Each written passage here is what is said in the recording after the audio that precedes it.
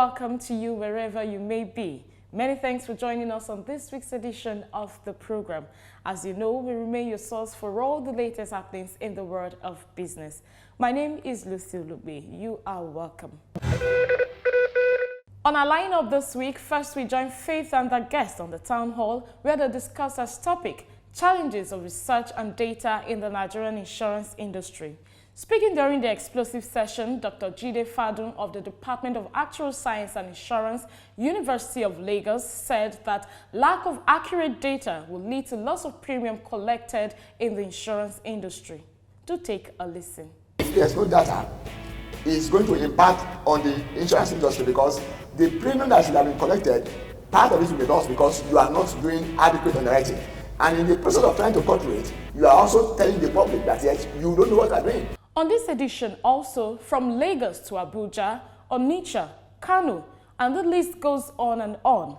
There has been a rising wave of fire incidents in markets, shopping plazas, and even warehouses. Oftentimes, when these fire incidents occur, properties worth millions of naira are lost, and even lives in some sad cases. The question is, are these incidents avoidable? Can these risks be mitigated?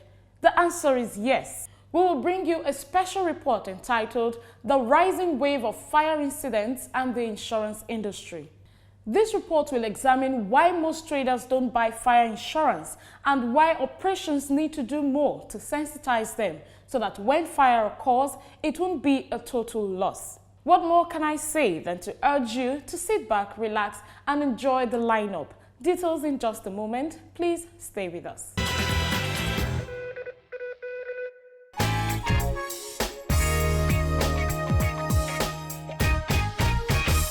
All right, a very warm welcome to you. It's a pleasure to have you join us again on the Insurance Industry Town Hall. As you know, on the Town Hall, we present the topic before the House. We gather an array of personalities to do justice to the topic.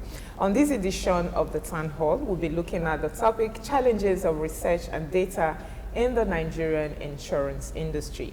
As always, my name is Faith Wade. To do justice to the topic we've chosen today, we've gathered an array of eminent personalities. I'm going to start from my immediate right. I have Mr. Babatunde Thomas, who is the Managing Director, Legacy Insurance Brokers. Thank you so very much for joining us on the program. Thank you.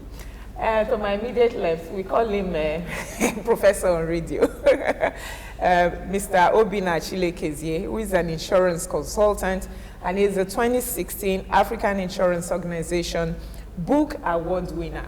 He's here to give me my cut of the dollars. Thank you so very much for joining us, Mr. It's my pleasure. And to my far left, I have Dr. Jide Fadun. He's the only, as of now, the only PhD holder in risk management, insurance, and financial services. Dr. Fadun is of the Department of Actuarial Science and Insurance, Faculty of Business Administration, University of Lagos, the premier university, which is my school. Thank you so very much, Doctor, for joining us on the program. Once again, gentlemen, thank you so much for joining us on this town hall.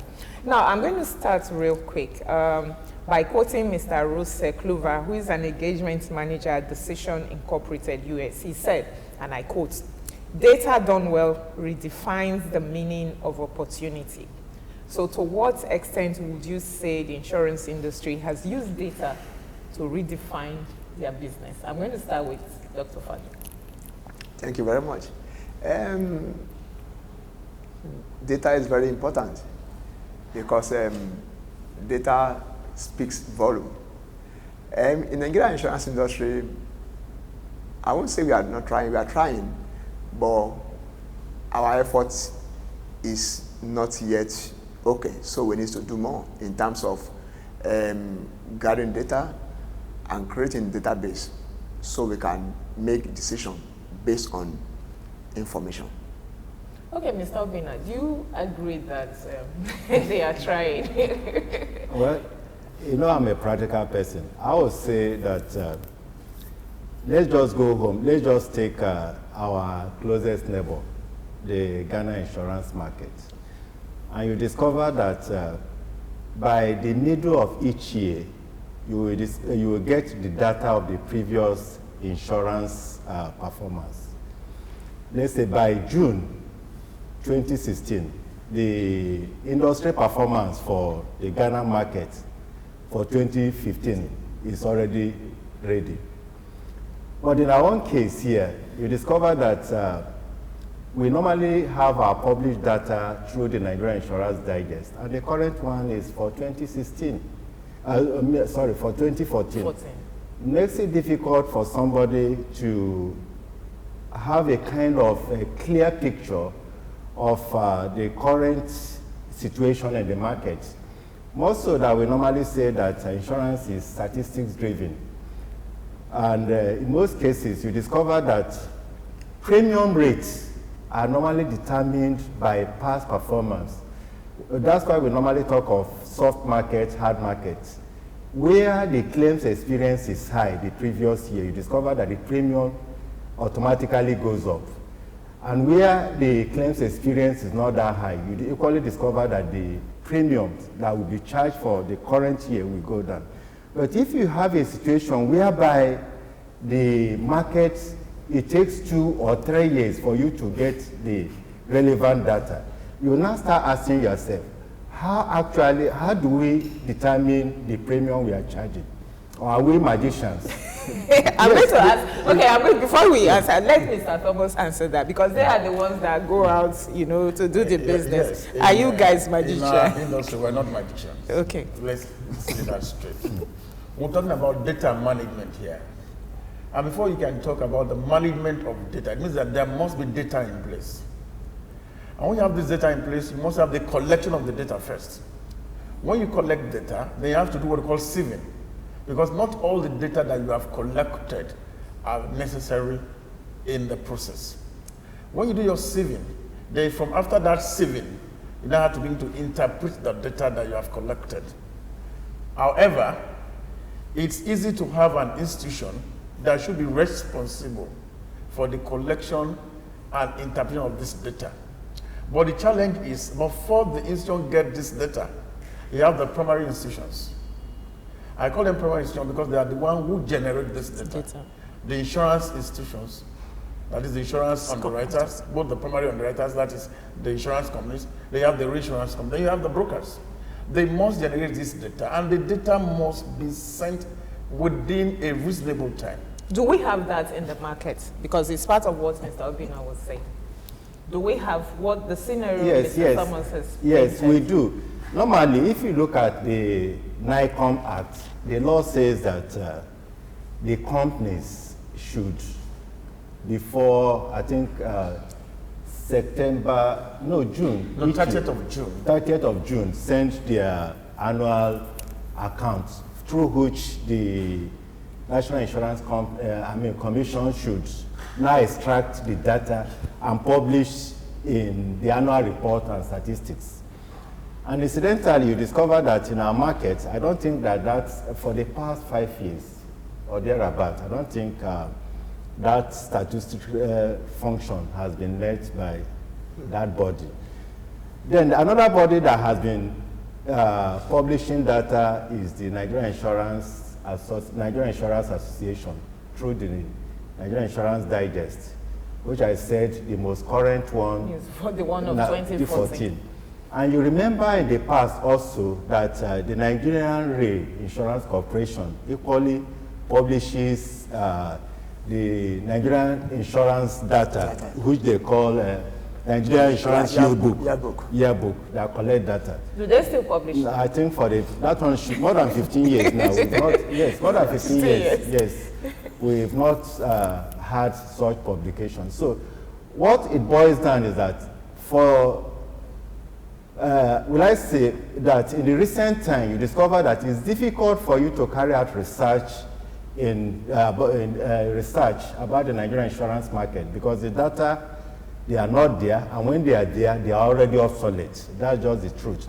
And they equally create another problem because you hear people talking of rate cutting, and you begin to wonder where you don't have data, because it's through the data that you can now determine the performance of the class of insurance. And based on that you can now come out with the rates that you can say that this rate is equitable. Then where you don't have data, then how can you now say that somebody is cutting rates. Okay, maybe Mr. Fadun should answer that. Where you don't have data, how do you now determine that someone is cutting rates? Like we hear all the time. Sometimes you might be able to determine if somebody is cutting rate. But with data, it will make it much easier for you to be able to charge equitable premium.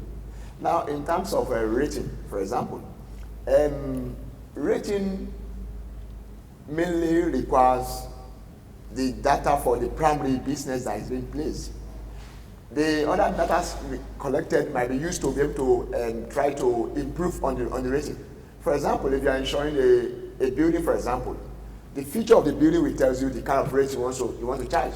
But if you have data, for example, that shows the last 10 years, building used for similar purposes are more claims to appeal on that, you might be able to try to increase the premium to be able to make premium for the higher likelihood of loss based on the past data for that.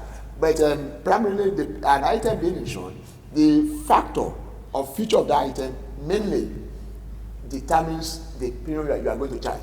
Now, the issue of rate cutting comes in where, for example, if company A has been approved by an insured, and the company A actually carry out underwriting on that risk, and company now say, well, based on my underwriting, you are going to pay, say, 100 naira, for example. Now, in terms of rate cutting, company B might say, well, come and approach you as well. This how much you asked to pay. You see, you now say 100 naira. Don't worry, I will take from you 70 naira, give me the business. You see, in this case, the company B never underwrite the business and never assess the business. It was just based its judgment on the amount. So it means the company is just interested in the premium from the business. So it means that if a loss occurs, for example, there won't be adequate fund to take care of that loss because you have not charged equitable premium in the first place. So that is a simple example of rate cutting. Now, if we have data in place, data will further improve this situation in the sense that you could look at what happened to similar billing for that purpose in the past years and then be able to increase your premium. So, in essence, what we are saying is that if there's no data, it's going to impact on the insurance industry because the premium that should have been collected, part of it will be lost because you are not doing adequate underwriting.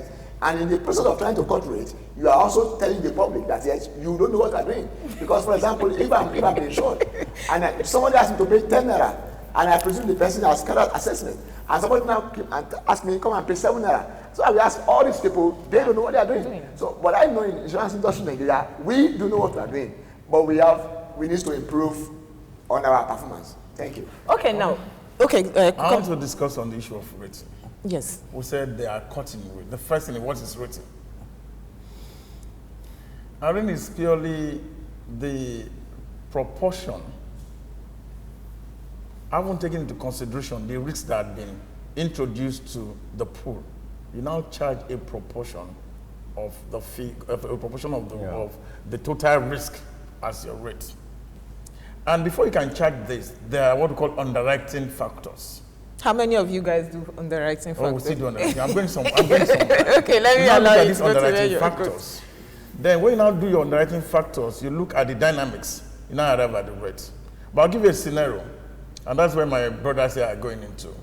You have those in the Lekki environment. You have those at Abule Egba environment. At Abule Egba, the land is a very tabled land. If you're going to sink borehole, you need to go to about 160 something feet before you can sink the borehole. In Lekki, by the time you do 14, 15 feet. But then, how do you now charge the man in Abule Egba the same rate with the man you are insuring in Lekki? And we know that Lekki is prone to flood damage. We need all this information. And yes, Mr. Thomas, that's the reason why we're here. All this information, are they readily available as data in the insurance industry? How robust is it? Yeah, they are not readily available. I must be very frank with you. For them to be readily available, I mentioned institutions. You see, there must be institutions that should be saddled with that responsibility. That every insurance company or anybody who is involved in the insurance process, the lecturers are equally involved in the insurance process. The Yes. And they carry out research. And the result of their research must be forwarded to this institution. Is that how it should work? Is it free? No, see, I think I should come in here. Yeah.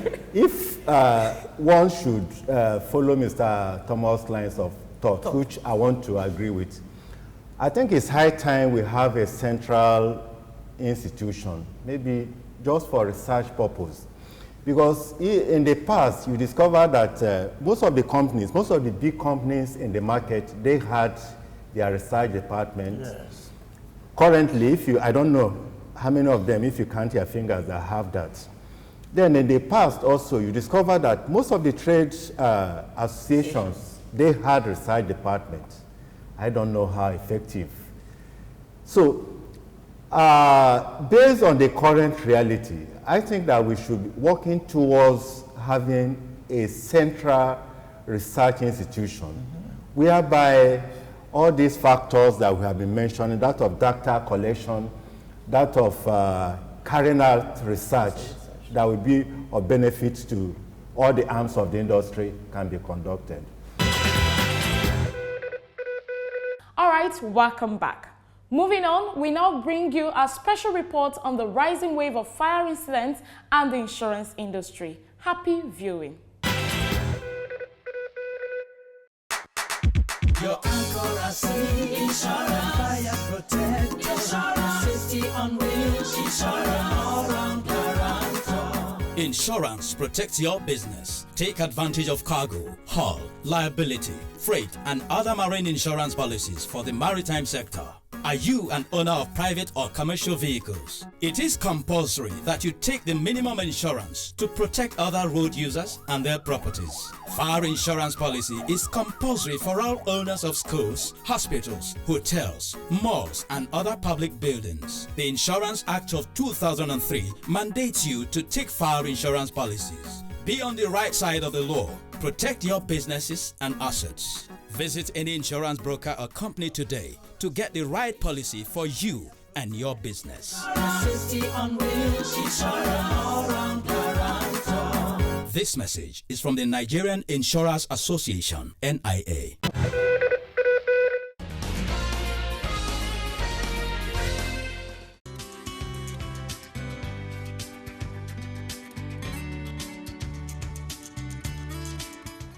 In the last 2 years, there have been increase in the cases of fire incidents in markets, shopping malls, and residential buildings in major cities across Nigeria.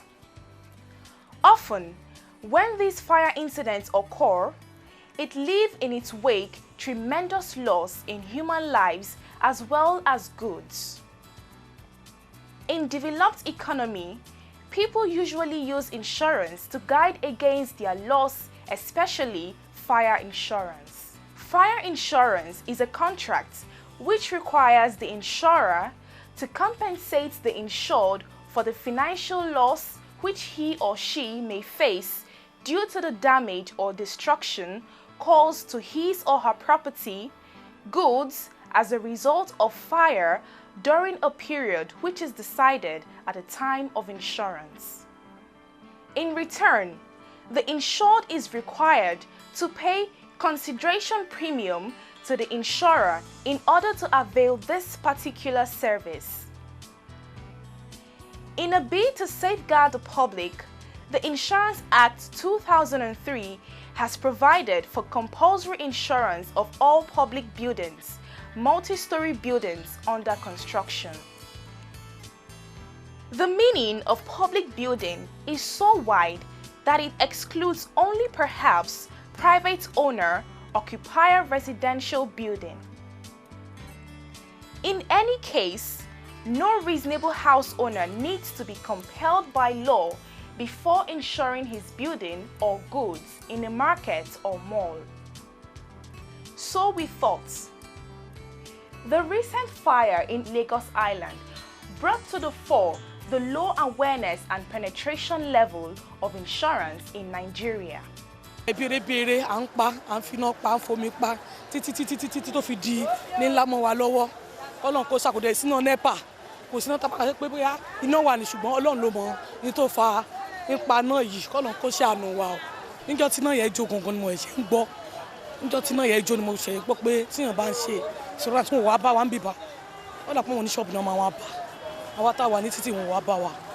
a gbọ́ nípa ẹ̀ ṣùgbọ́n kò fi bẹ́ẹ̀ yí àwọn èèyàn wa tó nípa ti insurance yẹn kán tún bọ̀ jáde síta kán wá enlight àwọn èèyàn wa irú àwọn tí wọ́n kàwé wọn á lè mọ irú nǹkan tí ìtumọ̀ insurance nǹkan tó túmọ̀ sí gẹ́gẹ́ bí nǹkan tá à ń gbọ́n sí pé tẹ́ni yẹn tó bá ṣe pé ó insure ibi ìsìn owó yẹn lọ́sẹ̀ ò ní pọ̀ wọ́n yìí máa assist ẹ̀ díẹ̀ but kò yí àwọn míì so kán túbọ̀ jáde bóyá tán bá enlight wọn àrú àwọn ọlọ́jà wa yìí náà kò ń ṣe pé gbogbo wọn náà ni wọ́n kàwé but tán bá sọ fún wọn dáadáa wọ́n máa bóyá àwọn náà máa lè ṣerú nǹkan bẹ́ẹ̀ jẹ́ ní rúmọ̀ tí ó ṣẹlẹ̀ sí ìsìn a lè sọ bóyá ó ṣerú ẹ̀ so eléyìí máa jẹ́ lẹ́sìn fún tí ò bá ṣe òun náà lè fi lọ fáwọn insurance yẹn láti insure property ẹ̀ so ó máa dáa tí ìjọba bá lè ṣe pé kán tún jáde láti máa tọ àwọn èèyàn wa tó ní ṣọ́ọ̀bù ńláńlá lọ so wọ́n á lè mọ nǹkan tí insurance mean torí nǹkan rú nǹkan báyìí. àti gbọ́npẹ́ ó dáa kíyàn ṣe insurance ààrẹ kíyàn dẹ̀ ṣe nípa ilé nípa business èèyàn pàápàá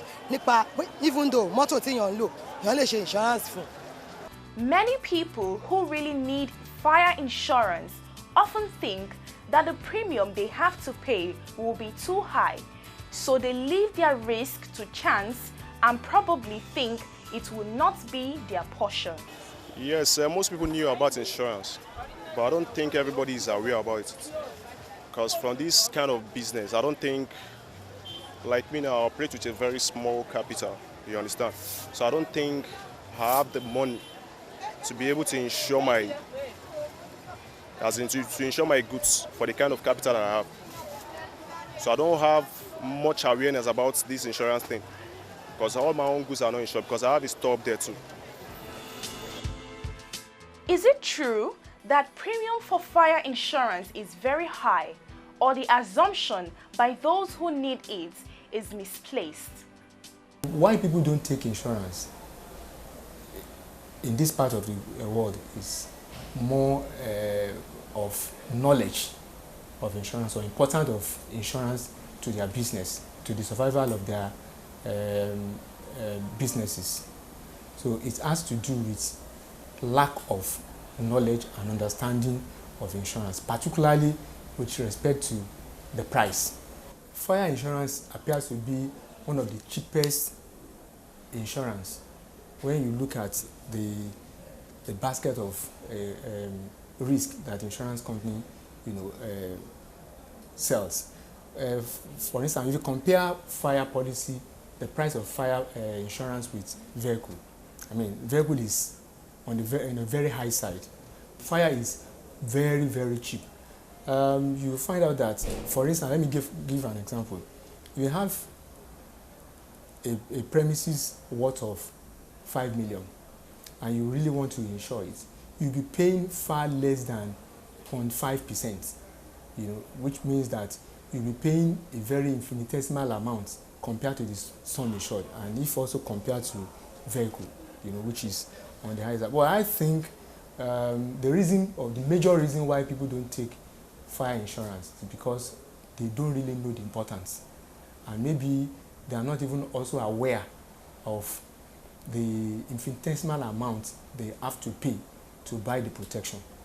While the required premium sounds ridiculous, given the value of goods that have been lost to fire, the government must take the blame to a certain extent. This is because, despite the provisions in the Insurance Act 2003, implementation and enforcement is non-existent. Even some government buildings which falls under the public building in the Act are not insured. So when the unexpected happens, people lose money and look for ways to get back on their feet again, instead of using the risk transfer mechanism which insurance provides. The insurance operators also need to step up the game by creating massive awareness about the benefits and usefulness of insurance. If insurance is indeed the bedrock of modern society, the industry must rise to the occasion so that the incessant incidents of fire outbreak in major markets and malls won't send more people into poverty line as a result of losses they suffer from such incidents.